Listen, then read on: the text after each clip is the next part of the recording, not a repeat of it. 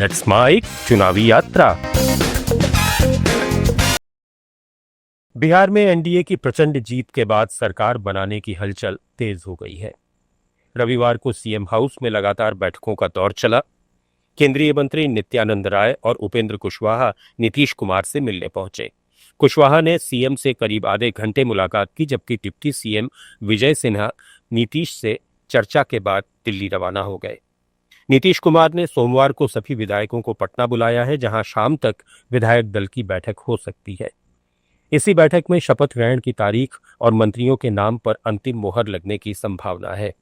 सोमवार को मौजूदा सरकार की आखिरी कैबिनेट बैठक होगी, जिसमें विधानसभा भंग करने की सिफारिश की जाएगी। इसके बाद नीतीश कुमार राज्यपाल को इस्तीफा सौंपेंगे। नई सरकार 18 से 20 नवंबर के बीच शपथ ले सकती है और प्रधानमंत्री नरेंद्र मोदी के इस समारोह में शामिल होने की भी पूरी संभावना है। इसके साथ ही और भी काफी कुछ घटा है बिहार में। इस बारे में बता रहे हैं हमारे सहयोगी कुलभूषण। नमस्कार।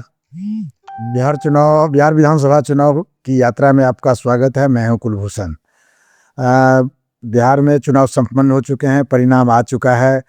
सत्ता पक्ष गदगद हैं, वहीं विपक्ष मौन धारण किए हुए है, या यह कहें कि वह सदमे से बाहर नहीं आए हैं। मैं आज आपसे बात करूंगा बिहार में जो चुनाव के बाद हालात हैं, उस हालात के बारे में चर्चा करूंगा। आजकल बिहार में पहले की तरह की राजनीति नहीं रही।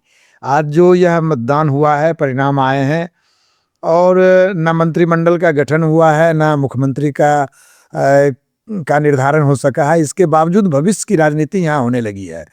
आप बिहार के एडिशन को देखेंगे, या बिहार से संबंधित सोशल मीडिया को देखेंगे, या फिर नेताओं के बयान को यदि देखेंगे, तो आपको आश्चर्य लगेगा। बिहार में अब भविष्य की राजनीति अधिक होने लगी है। किसी का भविष्य खतरे में है, और तो किसी का भविष्य को खतरा में डालना है। अब प्रधानमंत्री के बयान को ही ले लीजिए। सरकार वो तो बिहार में भी गठन नहीं किए हैं, लेकिन वो इतना कह रहे हैं कि कांग्रेस में एक टूट हो जाएगी। हालांकि हम मीडिया वालों की इसकी कोई सूचना नहीं है, क्योंकि कांग्रेस के नेताओं में जो आज़ादी होती है, यदि टूट होता है तो वो दिखता भी। लेकिन कांग्रेस उनके राष्ट्रीय राजनीति के निशाने पर है, इसलिए वो कांग्रेस को टारगेट कर रहे हैं। राहुल को पप्पू बनाने की जो पहले जो प्रवृत्ति चल रही थी, उसे पप्पू बनाने की सोशल मीडिया पर कहानियां चल रही है।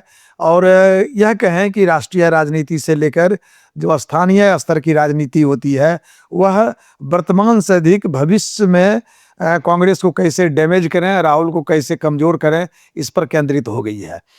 तो ये तो चलेगा, सरकार के गठन के बाद भी चलेगा। लेकिन पूर्व में हम लोगों ने कई चुनाव और चुनाव के बाद की स्थिति को देखा था। इस तरह की राजनीति नहीं होती थी। हाँ, इशारे में कुछ बोला जाता था, लेकिन अब सीधा हमला हो रहा है।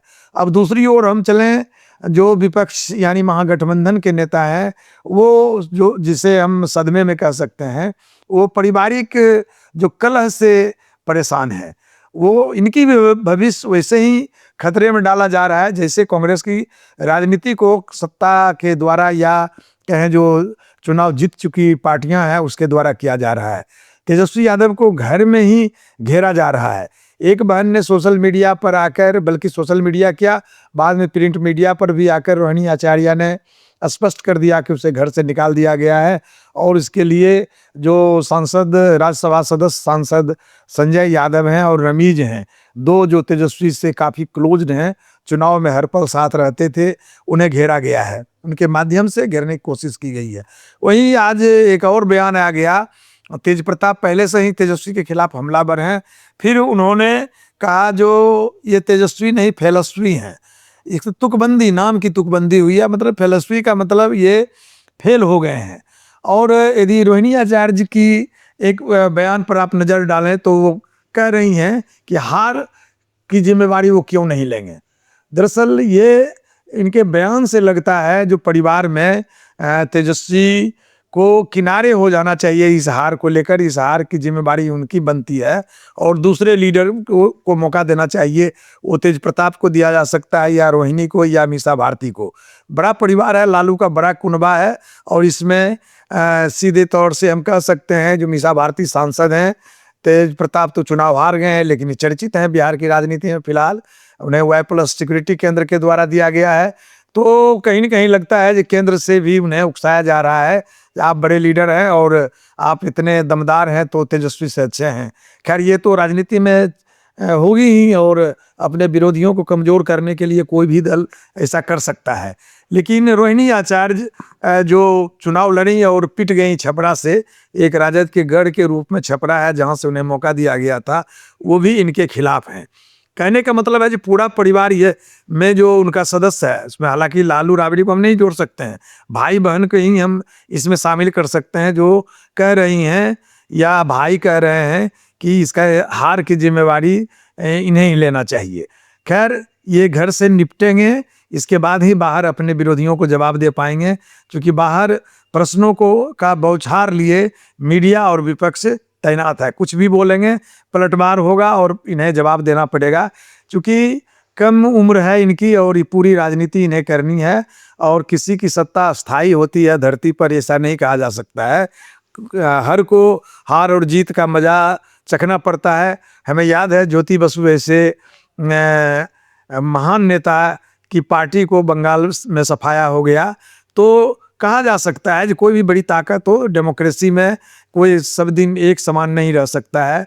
तो तेजस्वी को भी मौका मिल सकता है, मिले ना मिले, लेकिन तेजस्वी को राजनीति में बने रहने के लिए उन्हें जवाब देना होगा। इससे पहले परिवार से निपटना पड़ेगा। लेकिन सुखद आश्चर्य यह है, घर में तो ये विवाद झेल रहे हैं, लेकिन घर से बाहर यानी उनकी पार्टी में कोई पीठ पीछे भी यानी ऑफ द रिकॉर्ड भी कोई विरोध में कुछ नहीं बोल रहे हैं। यह तेजस्वी के लिए सुखद है। वहीं कांग्रेस के लिए पूरा प्रश्न उनके सामने खड़ा है, उन्हें जवाब देना पड़ेगा। उन्हें बताना पड़ेगा जितने लोगों को समर्थन था जब आप वोट चोरी के नाम पर रैली निकाले, इतने लाखों लोगों की भीड़ होती थी, तो क्या हुआ, इसे तो राहुल गांधी को जवाब देना पड़ेगा। फिलहाल हम यह कह सकते हैं कि बिहार में चुनाव मतगणना के बाद सरकार का गठन तो हुआ नहीं है, लेकिन भविष्य में नेताओं को घेरने के और भविष्य में उन्हें राजनीति से दूर करने की का खेल जो होता है शुरू हो गया है। अब तो कम से कम 2 दिन हमें इंतजार करना पड़ेगा, सरकार के गठन के बाद यह स्पष्ट हो पाएगा। और फिर जब तेजस्वी विपक्ष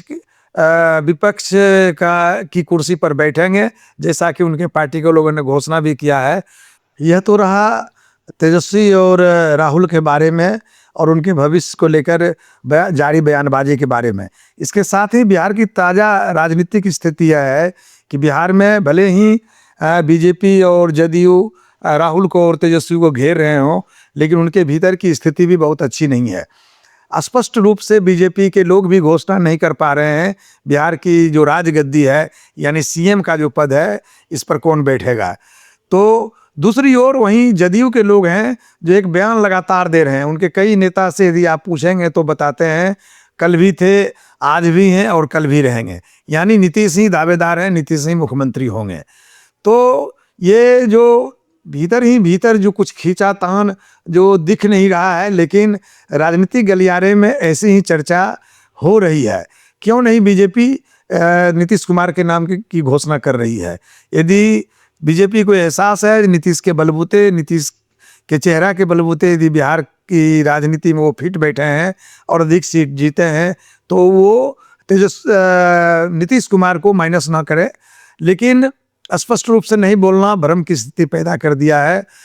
तो यदि कुछ होता है, अब नहीं ऐसा लग तो नहीं रहा है, क्योंकि भाजपा को ऐसी हिम्मत नहीं करनी चाहिए, क्योंकि नीतीश कुमार को माइनस करना किसी के लिए भी खतरा हो सकता है, यानी भाजपा के लिए और पूरे एनडीए के लिए खतरा हो सकता है।